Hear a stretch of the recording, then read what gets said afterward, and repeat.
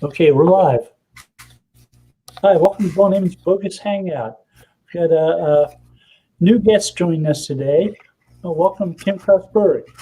Hello. Want to introduce yourself? I'm Kim Krausberg. I do usability and accessibility testing. I was an SEO, so you guys are kind of stuck with me. And I just kind of keep my feet, dabbled in your world because it affects my world and makes me do my job better. Mm-hmm. And self-employed, sorry. It's okay. Doc Sheldon here, Intrinsic Value SEO and General Curmudgeon, filling in for Terry. I'll be the resident grouch today. No, Terry's going to join us in a second. And I'm Bill Slawski, author of SEO by the Sea and director of SEO research at Go Fish Digital. And Terry, want to introduce yourself? Terry Van Horn. You don't get to take my job that easily, Doc. Okay, well, I'll just be a striker then, just trying to learn the ropes from you. Mm-hmm. So I was discussing this quickly with Doc before this show began. Google put out a new video about how to find an SEO and how to decide whether or not to hire one. And it's based roughly on one that they had come out a couple of years ago from one of their representatives, Mally. And hers was really good. This one added a feature that it was based upon her presentation. A lot of the words were the same. But one of the things that she said that they left off was you should ask, or you can request an SEO audit from people to decide whether or not to hire them. But she said that some SEOs will charge for it. I think most SEOs will charge for it. We do some reviews of sites and look at some issues and provide some recommendations on those issues when we're doing the pitch to a client. Not full audits, which often are the types of things that take 30 to 40 hours, if not longer, require us to use some tools or say paid tools. And usually work best with the kickoff meeting beforehand where you can discuss things with the client, like what they might be looking for. So it seems like Google sort of fell down requesting that. So I was curious, what kinds of things you all do when you're pitching a client? What type of information do you provide to them about their sites? Terry, I'm not sure if this applies to you anymore. I can tell you what I used to do. Well, that'd be good. What did you used to do? Tell them whatever they wanted. But not necessarily what they wanted to hear. Right. I'd answer any questions. Because, I think if they don't hire you, it's for reasons that you don't want to get hired if it's like that. So any information you give away, I never worried about giving away information because it only has value when you give it away. Till then, it's worth nothing. I've had a few people tell me that they went out as solo SEOs and they used to give away a lot of information like that, and that's why their careers as solo SEOs didn't last too long. Right, because it was copied. Well, you have some sites that have like SEO tools on them that do audits for you, and they're lead generation purely. They don't provide much information. They don't provide much useful information that makes a difference. It doesn't. Yeah, they're even. I found when I looked at some of them, well, even a lot of the Every SEO plugin, as far as I'm concerned, doesn't know the proper length for a title. I proved it. Do an all-in title search. Google waits 80 to 85 characters, not 65. 65 was a number that I believe came from a discussion on iSearch. And I can tell you the reason we thought that was because Google displayed 65 characters in the SERP at that time. So it was actually 65 characters will be seen for sure. What's being weighted, nobody knew at the time until I don't know if you people know him, Bob Gladstein started I can show you a thing where he has been monitoring that particular thing for,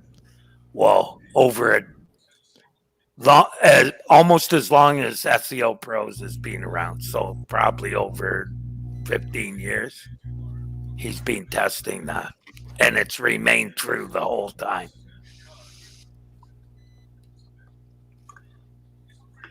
So what about you, Doc? Do you do anything for people who are inquiring about your services? What kind of information do you provide to them? Well, I obviously I do a quick run on the site, and I'm going to check its page load speed. I'll run it through Screaming Frog or Sitebulb, and I'll get a quick idea of some of the big hits. And I'll tell them things like, okay, you're loading at 18.5 seconds average, so that's going to be a problem. You've got a lot of image optimization issues need to be taken care of, or you're getting a lot of duplicate content generated. But I'm not going to tell them, here's what you need to do to fix it. Right. I tell them, okay, here's some problems I spotted at a quick glance, and here's these are things that are high risk that need to be taken care of before they get you in real performance issues. And there may be some other things that I'll find when I do an audit, but I'm not going to tell them, okay, go do this and go do that at that point. That they're going to hit my PayPal account before they get to that level. And Kim, what do you tell people usually when they're? Tell us a little more about what types of audits you do. What type of information you provide. The types of audits that I do are more the usability, conversions, and accessibility side, but I do that to support a lot of SEOs. Yeah. I can't, sometimes I will do a proof of concept, but that's if it's a special case. Yeah. But the way I approach it is I do a preliminary, I take it for a test drive before I even write the proposal. And then there's usually a conference call. And they tell me what they need, what they're looking for. And I'm usually prepared to say, okay, I'm kind of looking for the smoking gun before they even hire me, because I don't want them to hire me if I don't think that there's anything that I'm going to find that's going to help them. And, most of the time there is, but I don't want to waste anybody's money. And then my approach is to come up with a customized audit, because I can't do anything cookie cutter because everybody's site's different. Yeah. And then there's a lot of teaching involved. Sometimes I give away little hints, and like Doc, I don't tell them how to fix it, but I have found something that they're going to need to, take a look at. And I think the other thing that I do that might be different is that I get the requirements before I start the project. I have to understand their target market, their top keywords, a lot of information, the devices that they know that their target market uses. And that's when they'll say, well, we don't want to be mobile first. And I'm like, well, you kind of have to be now. And you don't have much choice. If you want to be in the SERP, yeah, it's really weird. They're just they downplay that. So eventually, once I'm hired, there's a lot of education that goes into, at least the way I approach it. Yeah. And so you can't give away stuff for free, but there's definitely some preliminary research. that's You done. know, I think you really bring up a very important point too, Kim. So many SEOs, they'll either show a package price on their website, or they've just got, this is our site out, this is what we're going to do for, this is what we're going to look for, this is what we're going to deliver. And you know, you can do that to a degree with audits, but when you start looking at an SEO campaign for a client, how in the world can anybody provide a quotation without an intake form, without knowing who's their customer, what are their pain points, you know, what are their goals? These things, you know, you can predict some of those things, and a lot of times you can actually tell the customer more about their potential client than they already realize themselves. But you still can't really build a good proposal without knowing your client and what their issues are. And so many guys I see that, you know, they're putting a number out there before they ever have a conversation, and that to me No, is I know I don't do that. yeah, And you can't do that. having the opportunity to have that conversation and provide, for instance, case studies that are relevant and on point, that show that you have some experience doing the type of thing that they're looking for, can really make a difference. Mm-hmm. Yeah, there's two types of companies: those that have packages of services, and those that actually do what you need. There you go. What I get stuck sometimes when they want to see a case study, or can I see a report that you've done for somebody else? Nope. And I, by law, I'm like, I'm strictly NDA, even without an NDA. I'm Yep. not going to show anybody's audit to anybody. That's their information for their eyes only. And it's weird how many times I'm asked. I say go search for my name on Google, and that's why. Yeah, but it's weird. And sometimes I'm bidding against other people, and it's like, I'm not going to fight that hard. They don't even realize how easy it is to write a fake report. Mm. You know, like, don't rely on the SEO to give you anything about themselves. Don't believe it. Find out for yourself. And sometimes you get the sense that somebody's on a fishing expedition to get as much free information and get copies of somebody else's audit at no cost. Yeah, that's actually happened. I do I'm like the supplier for SEO agencies and stuff. And sometimes they will say, okay, we have a client. They want usability and conversions audit. And I will do a little bit of legwork, give it back to the agency, and then they come back and say, guess what? That potential client was phishing. You know, they just kind of wanted some information from us, but they didn't really want to hire us. And there's more of that. Didn't used to be like that. Yeah, it is. Because before, well, I won't say it. I have, let's say, newer people in the industry feel entitled to things. That's my belief. Which I believe about most people around 20, 30 years old feel entitled. But that's, like Doc said, I'm just a curmudgeon. I haven't seen it proved differently. In fact, many times I've been disappointed by that, thinking that give someone a break and They take your stuff. Mm-hmm. Yeah, I remember back earlier when I was doing more of the SEO side, and my stuff was just, I would see it somewhere else. And it took me a while to figure out that, hey, they're stealing my audits, they're stealing my reports, or they're taking how I do it and bringing it in-house, and then they don't need me anymore. Well, remember, we usually don't have clients for a lifetime. I've only had one that I had early in business, and even though I'm retired, I still do a little bit of work for them because they just don't want to bother with anybody else.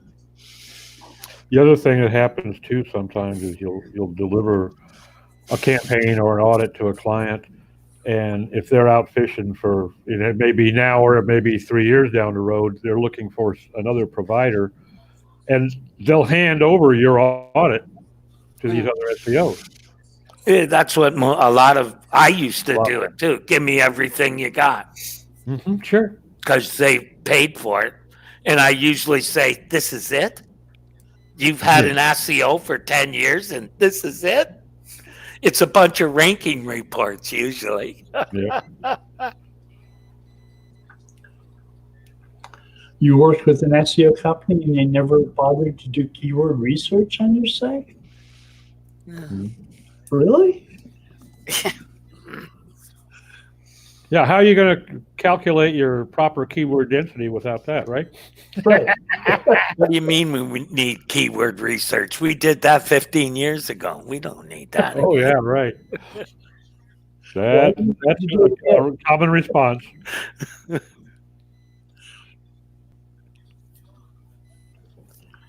So we've only changed business models 5 times since then. New locations 3 times. We need new keywords.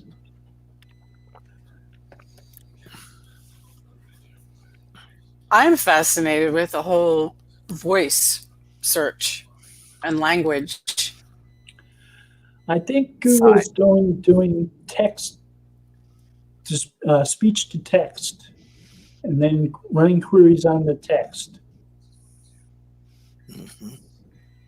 So they've gotten better at analyzing queries with RankBrain and with Hummingbird.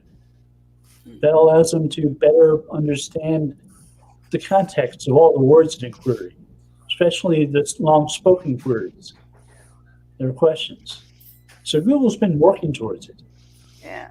And when they introduced Hummingbird, they were showing off conversational searches, like who's the president of the United States? Barack Obama. Who's he married to? They say who is he married to, not who is Barack Obama married to. So they're building on the context of the previous query with the next one. So it's they understand the questions better because they remember parts of them. Yeah, we were playing with it. Our whole house is Google-fied. I'm surprised that it's not like going off right now. And so when somebody has a question, we just like talk to the wall, say, hey, Google, whatever. So the other day, or 2 nights ago, we were asking Google the percentage of deaths for the virus. And we had to rephrase the question at least 6 times. And Google kept saying, I'm sorry, I can't answer that. I'm sorry, I can't answer that. And we couldn't figure out what we were doing wrong. I sometimes have my phone next to my smart speaker, and I'll ask my phone something. Google doesn't know which device I'm asking. So sometimes the speaker will answer instead of the phone saying, I don't have the display to show you the answer to that question. The phone says, another device is answering you. It's like, that happens, yeah. You're both useless. Mm-hmm. Yeah, I wonder too if there could be anything in the fact that if you look, for instance, on the question of the percentage of deaths for coronavirus, you've got a wide disparity of information out there coming even from some supposedly reliable sites. One guy is saying it's 0.8%, somebody else saying it's 4.3%, and 17 levels in between. So maybe Google is saying, got me. It might be we too came that to that hasn't. conclusion. Yeah. They might not have built up enough history on the query too, Bill? Could that be part of it? Yeah, that's what we were thinking. Was we threw Google? There just wasn't enough data, and we kept trying to ask the question in various different ways and couldn't. I think at one point Eric was trying to do the math for Google, like here's the numbers, figure this out, and we still. If Google we have a lot of fun with Google around here. If Google doesn't understand your question, they will say stuff like, "We don't have enough data." She didn't say that. Yeah, She it was just interesting. was stupefied, just said nothing, is stupefied. I'm sorry I can't answer that or something like that. I did a blog post recently about Google Assistant adjusting itself to searchers of different ages, Oh, wow. and it'll answer 3-year-olds when they're asking sound like a kitty cat. Google now will meow for them. Wow. See, for accessibility, that's the tie-in for me. Yeah. It's like, could Google get to the point where it understands the mental and emotional state of the person doing the query? It'll lessen some of the thresholds on the requirements it has for answering a question. It'll guess at the intent more in some situations when it thinks it has a younger searcher. Yeah, I'm gonna have so to get me one of those devices. I need to get one of those and play around with it. Yeah, it's kind of fun to see what it's capable of. Mhm. And sometimes it coordinates between my phone and my speaker well. Like I'll ask a question, the speaker will answer. It'll say, "We've sent those stories to your phone if you want to look at them in more depth, if you want to click through." Hmm. And sometimes it does work. They do work together well, multiple devices. And they're not trying to talk over each other. I have a friend who uses Apple devices, has sometimes uses an Android phone, and has Alexa on the TV, and sometimes they get into arguments. I think she gets them to do that though. Yeah, it's definitely a lot of fun. I think we're just barely tipping the iceberg, at least from my perspective. Yeah. Like working with somebody who has dementia and like a memory that, you ask a question, they get the answer, but they forget it immediately. But they might remember the answer to what they asked 10 minutes ago. That's a whole nother playing field for me. Yeah. Did you try the same search in Google itself to see what it brought back?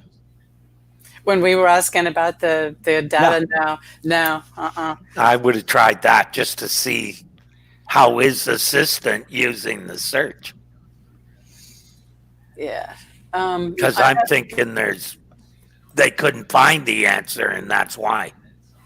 Yeah, that's what I'm thinking too. There was 3 of us, and one of them was a millennial, and he was like, "Come on, Google, you have to have the answer."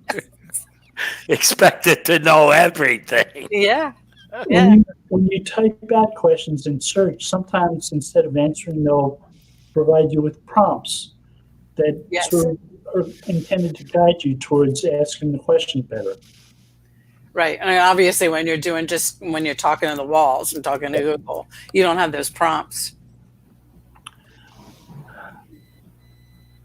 At least not, when you're sitting around the dinner table like we do with the family and they get the kids and somebody, we get some great conversations going, and then somebody has a question and it's okay, ask Google. That's like the response. That's how it's done. So there isn't a did you mean this? Right. We don't have the laptop sitting in front of us. We probably all have our phones nearby, but it's all verbal, on the fly. I can imagine that people who don't know search like we do, a lot of them type questions directly into Google. Yeah. I remember when one of the search engines used to have a ticker that showed all the searches that were being done. It was the one that had the butler, Bill. Ask Jeeves. Yeah. Ask Jeeves. And I always thought it was because the name of the search engine was Ask Jeeves, so everybody was asking them in the form of a question. I wasn't sure if that was why it was like that, but I'm starting to think with this people also ask or whatever I call it the question graph in the middle of every cert now. I think that might have been what inspired them to do that, because so many queries are in the form of a question. They started analyzing the query logs that they had, and they started seeing that a lot of questions were being repeatedly asked, and if they could make a list of those and what they refer to as the canonical forms of those questions, they could prepare answers before the questions got asked and speed up the search task. And keep them on Google. Yeah. Do these voice search devices, do they ever ask, in voice, do they ever ask for disambiguation? Like if you ask something, what's the population of Paris? Does it ever ask you, do you mean Paris, France or Paris, Texas? No. It doesn't acknowledge that.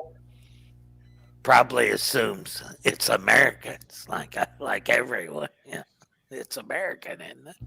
Well, yeah, but there's about 7 different Parises in the U.S. Well, there's at least 3 in Canada. But I mean, I'm just wondering if the voice search ever asked you for some disambiguation. Well, That'd be something to play with, though. hey, Google, what's the population of Paris? In January 1st, 2020, the population of Paris, France was 2,148,271. And they have people also ask what some other locations like London, Berlin, Marseille.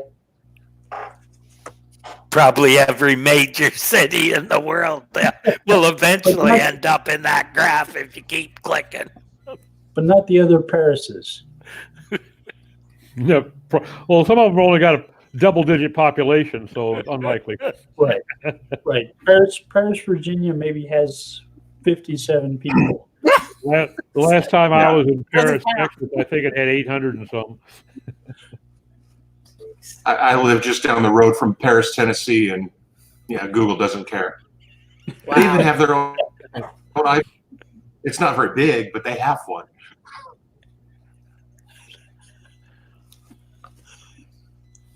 Not as big as one in the Vegas Strip? No, it's about the size of a small grain tower. It's a miniature, eh? To scale.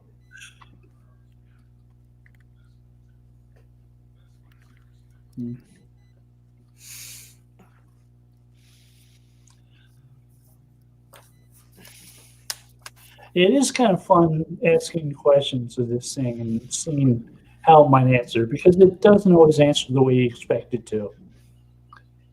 And sometimes they don't answer questions politely either.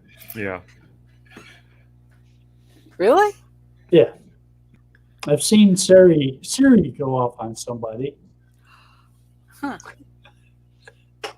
It's completely unexpected. Yeah, I I'm gonna have to get one of these things. didn't know Siri knew those words. Oh, that reminds me of Miss Dewey. I loved her. She'd get out her gun, her shotgun, and she was fun.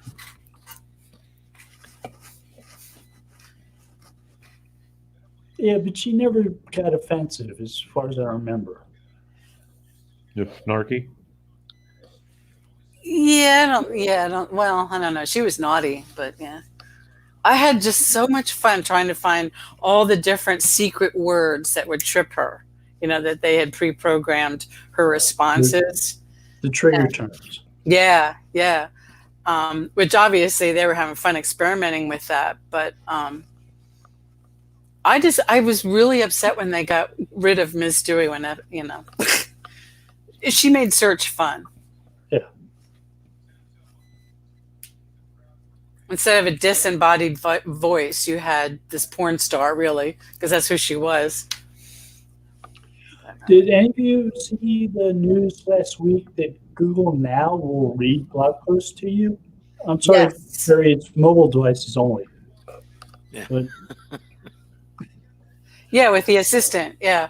I think my husband's already playing with it. I sent him the link to your And article. I haven't had time to play with it, but The yeah, voices were very human sounding. yeah, that's on my to-do list. Definitely want to play with that. Yeah, I tried adding a couple. I liked the interface they had because it was like a podcast type interface. You could speed up or slow down the speech, and you could fast forward or move back. Nice. Yeah, well, you can do that with screen readers too. Yeah. Like Safari voiceover and JAWS even. Yeah. You know, just goes really fast. So it's kind of what you're used to. Right, but they just built it right into Android, so Yeah. That's going to get a lot of use once that catches on. I'm not sure if Google Search Console will tell you how many people have been listening to your blog posts, though. Be good It is- information to have. They seem like they don't want to share spoken query type stuff. So, request for your site to be read? I don't know if they'll show us that either. Why? Why did you think that they would do that? Why do I think they won't do it? Yeah. Yeah. I mean, to me, that would be good data, especially, to understand your target market more. How many of them are multitaskers or how many of them can't see, so they're listening? To me, that's really good data. I just sort of question whether or not Google really cares to let us know that type of stuff. I'll have to bug them. Maybe. I mean, I did have a positive experience a month or two ago with Google usability testing. You can sign up to be a usability tester for Google, and they've sent me some potential things to test in the past, and I filled out a form, and they denied me because I'm an SEO. Well, the last one was YouTube related. So they seem to have no problem having me take that test. And I got to analyze some creator content type sites on YouTube for them and how easy information was to find about live stream shows. And that was a concern of that usability test. They wanted to see how all the things were labeled and how easy it was to find real-time news and things from real-time stories from YouTube creators.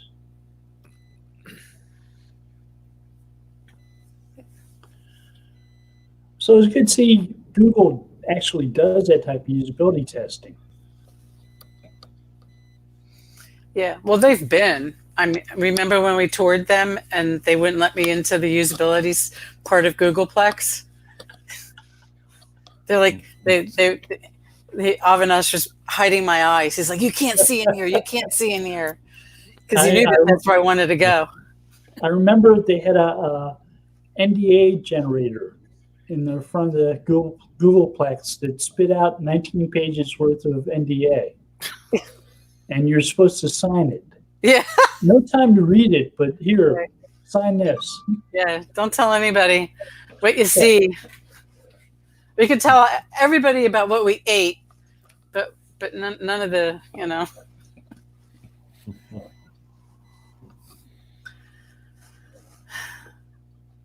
And the food was really good. But Oh, yeah.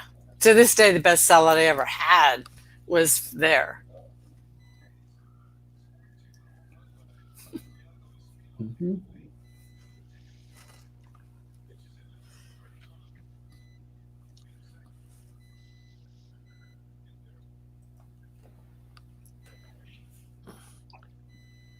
So Totally unrelated.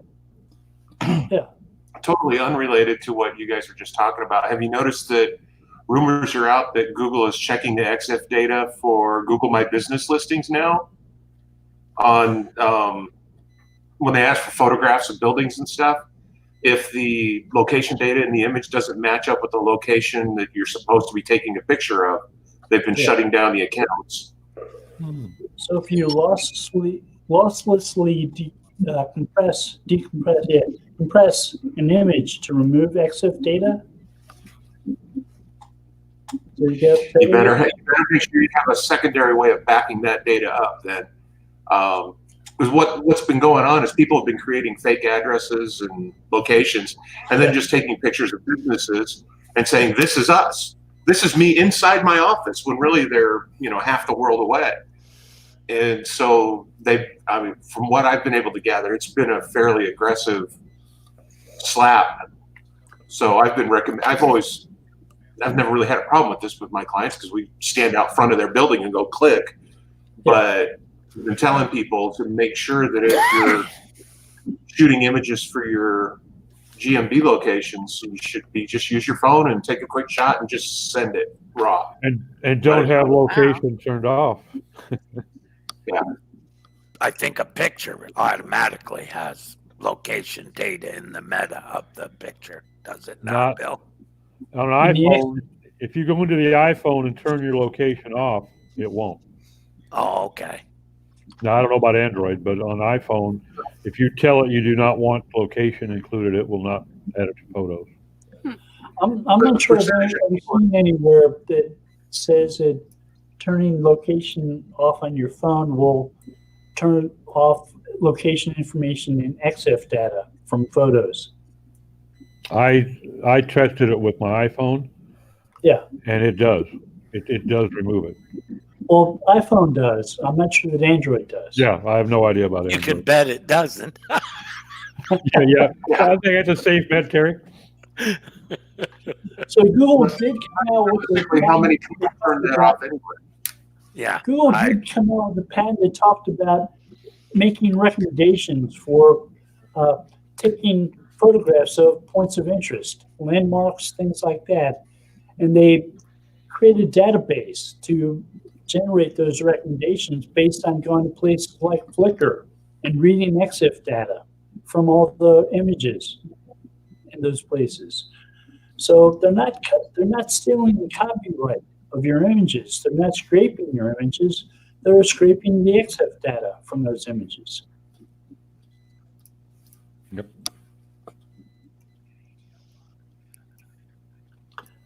So yeah, hearing EXIF data is being used for Google My Business pictures, it's not a surprise. They do have a history of using EXIF data. Yeah.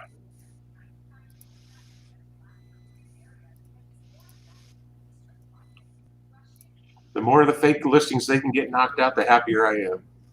And they're doing a better job of using optical character recognition on street views images. Yeah.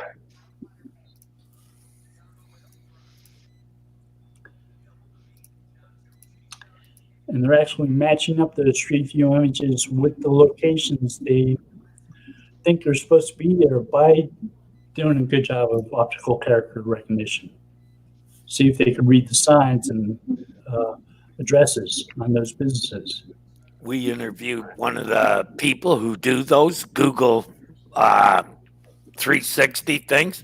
He said one of the things you have to do on every account is take a picture of the numbers on the address. That's got to be on everyone.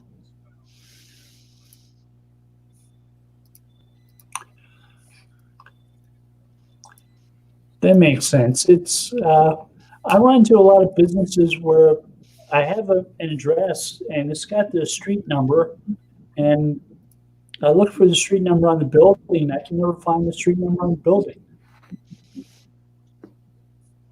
It's somewhere you don't expect it. I don't know because I can't find them.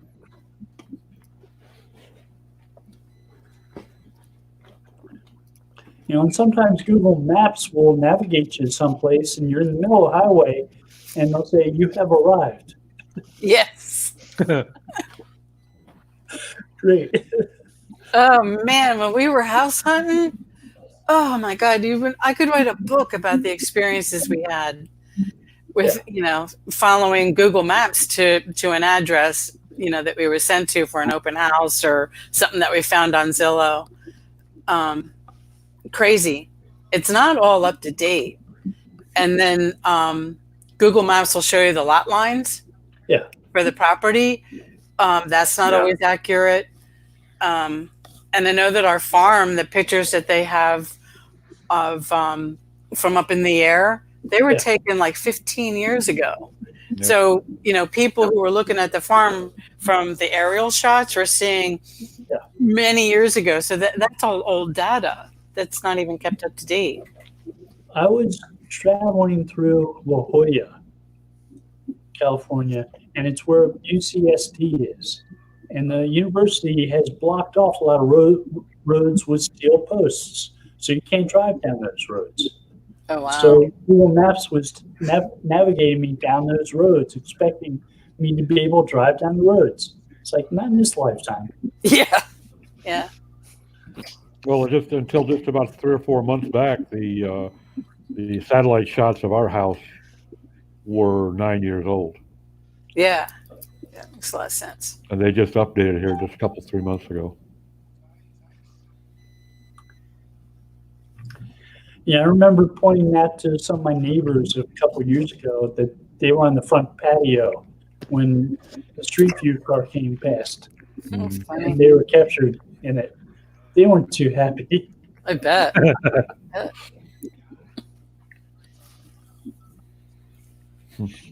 And not a lot of Street View cars come out where I live. There's a lot of Not many just cars. fun. Well, yeah. Yeah, you and I are out in the boonies. I don't even have cable out here, which is why I was so happy that I could get, I'm on DSL Windstream or whatever it is right now. Really, and I have to have. I called. What was it? I called Windstream. They wanted $5,000 a month. Yeah. So, No, Yeah. so Kim, does that mean you get the modem sounds when you connect to the internet? no, thank God. But we have this. This kills me. There's a big ass antenna on top of the roof. So we have a TV downstairs. We don't have cable, so we actually have that one big TV hooked up to the antenna, and the picture is really clear. And it just kills me. I get the local stations for free. I mean, we're kind of limited. We can't watch a whole lot of sports and stuff like that, but they quoted us, and I was talking to Steve about it, for Comcast to come through and give us, cable, it's like $1,500 just to bring it to the house. We're out in the middle of nowhere. Yeah, they wanted basically for me to pay for laying the new fiber optic all the way from the next town over to my house. That's like, what? So you can resell it to everybody along the way? No, I'm not paying for your infrastructure. That's standard procedure with cable or fiber or even phone. Yeah. So I'd go through West Virginia and see all the DirecTV satellite dishes. Yeah. Those people were never happy when it's a cloudy day. Yeah, I had that. I was living out in the country, and it was peer to peer. Like the way they told me to test if it would work was go up on the roof, and if I could see the antenna, we're good to go. Oh, Lord. It's very humbling. I've been spoiled. So when I do work, I have, it's like, oh yeah, that's right. This is what it's like to wait forever for something to download. If it rains, you really notice it in the speed as well. That's what I found when we were on that. Down here, our ISP just goes out when the humidity gets over 40%. Cable's gone.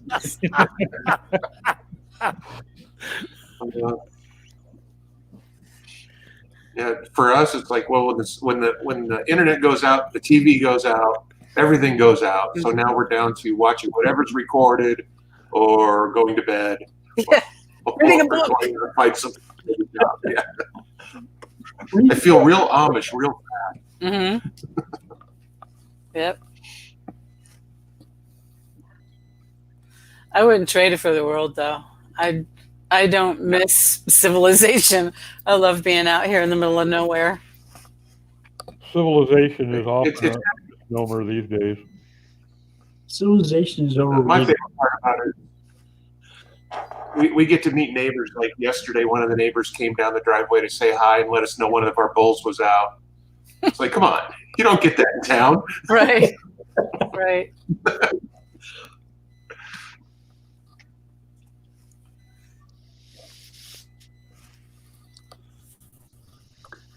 Yeah, here we have toilet paper alert warning, toilet paper shortage alerts and warnings and stuff like that. I still haven't So figured that one out. a lot of panicking going on. Yeah. Yeah, my husband works in King of Prussia for big corporation, and they have a new rule. They sent out a memo. If any employee travels anywhere, they're not allowed back in the building for 2 weeks. They have to stay home. Wow. Yeah. So like domestic and international? Yes, all travel. So if they went to like Harrisburg or It didn't designate, because I asked them, I started like, okay, is it plane, is it train, is it car, whatever. But yeah, they just, and I'm like, I'm surprised they let you in the building at all if you go home. And then go back, Yeah, if you want to work, you're going to have to stay. so the shopping mall at lunch, King of Right. Prussia, out of the Right. question? Right. And King of Prussia, it's huge. I mean, it's just, I don't get it.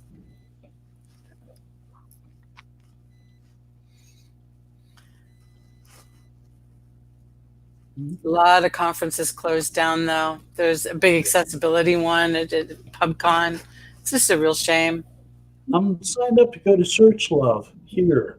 It's a half an hour drive, but the idea of sitting in a building shared with 250, 300 other people who'd all been aboard planes sort of bothers me.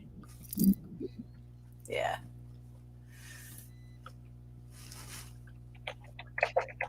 So I'm thinking about the wisdom of going there. It's the end of the month. Mm.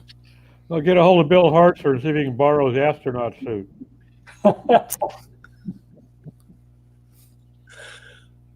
He has an astronaut suit? Yeah. I don't know if it's his or if he rented it, borrowed or whatever, but yeah, the full, the astronaut flight suit with the helmet, the whole bit. Wow.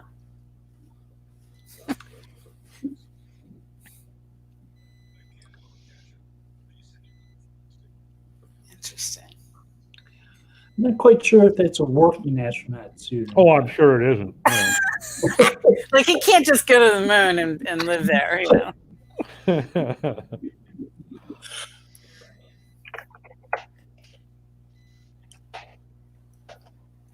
Yeah, I don't know what to make of this whole thing and the panic. There we have a nurse in the family. She's not worried. I'm like, okay, if a nurse isn't too concerned, she's just real chill about it. Yeah. I mean, stuff like washing your hands for 20 seconds after you go to some busy place. Maybe what you should be doing anyway, anytime. Right. Right. Like all the things that they're telling you to do are things that you kind of should be doing anyway. Cover your that's mouth hard when you funny. cough, sneeze with your elbow. Yeah, a lot of people do that anyway. I have a lot of germophobic friends too. They won't touch anything. Anyway. Yeah. Keep yourself from touching your face. Yeah, in fact, I went to the store this morning, and you know how you give them your debit card or your store card for the discount, and the cash register lady was like, "Oh yeah, that's right. I'm not supposed to touch these." And we were talking like everyday things that you just take for granted, and everybody's questioning that. Should I touch that? I didn't even think of it.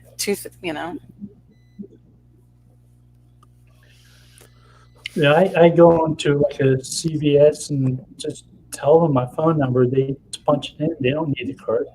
Yeah, or my husband gives them his phone, and they scan the barcode, and they don't have to touch anything.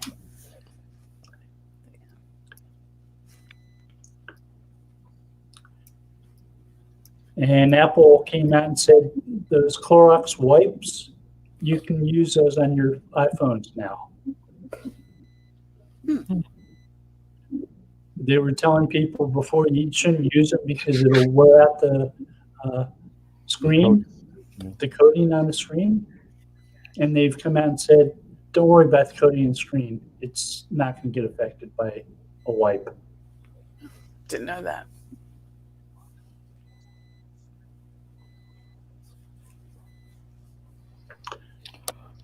All right, just put 30 seconds on defrost in the microwave. That'll fix your phone.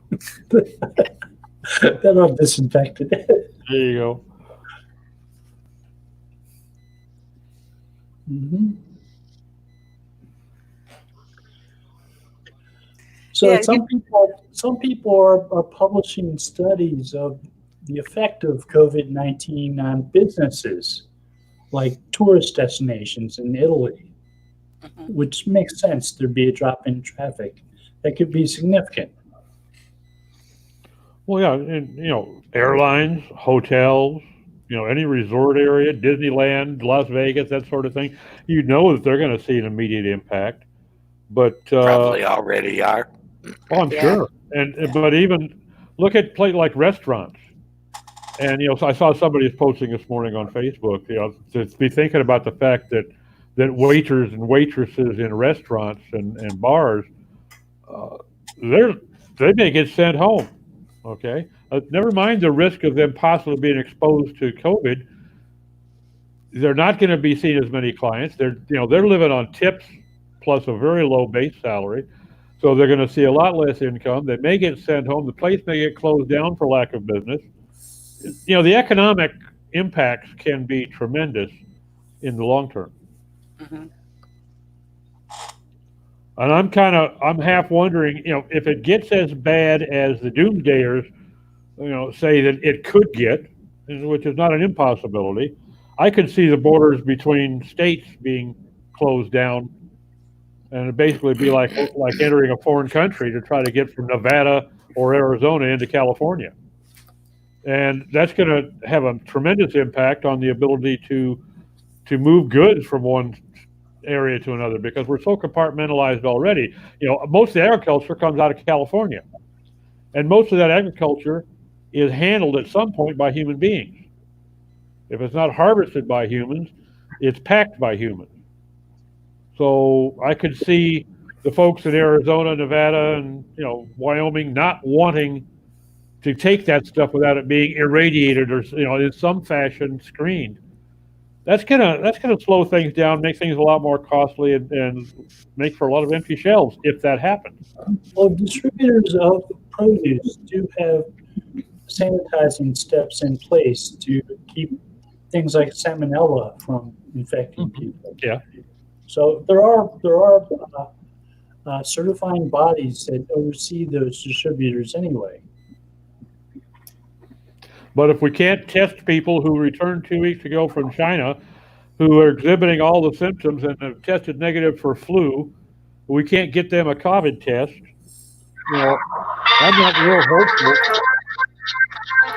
Hello. I'm not real hopeful that we're going to get it fixed for produce shipping out of California. They have ways to sanitize. They don't have ways to test, but they will. I mean, there are like 4,500 tests in the U.S. right now, and they're supposedly turning to non-government bodies to produce, private sector companies to produce tests, and supposedly we'll have thousands, if not millions, within the next couple of weeks, possibly. After it's all over. Yeah. Well, it's too late. Yeah. I think it has a longer shelf life than 2 weeks. It's called the nothing drug else. delivery system. If nothing else, they can do it as a cause of death test.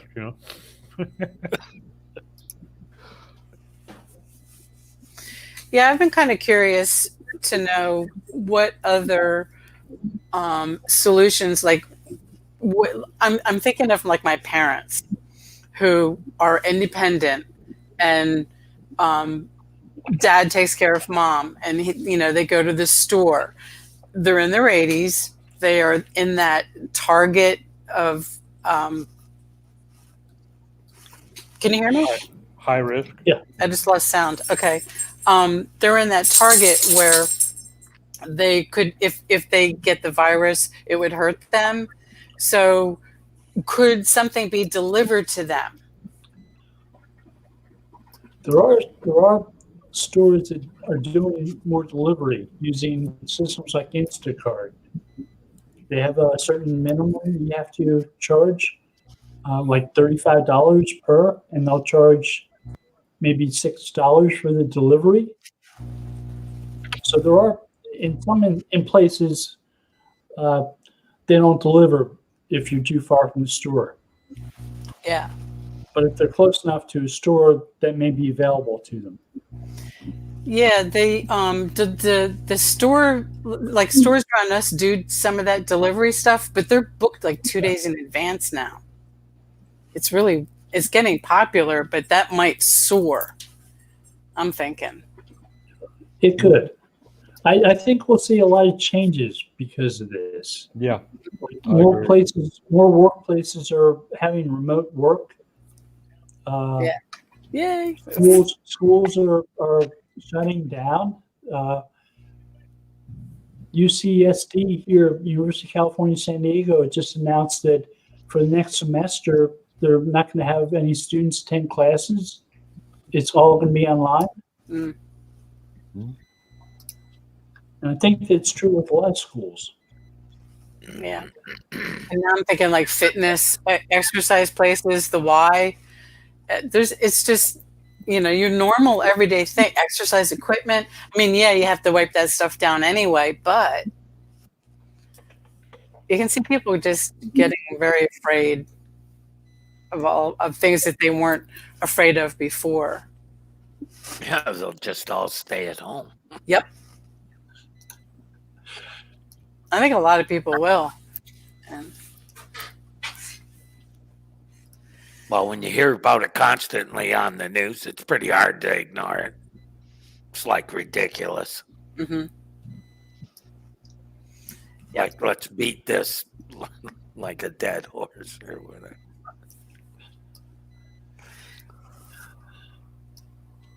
Well, at least Well, long enough.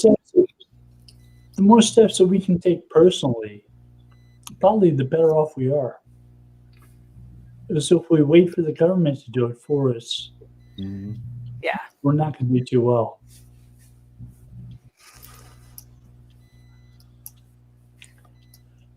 So, do the self-quarantine thing. Mm-hmm. Stay away from... I've been doing that for 10 years. That's for everybody's safety. Not just yours, eh?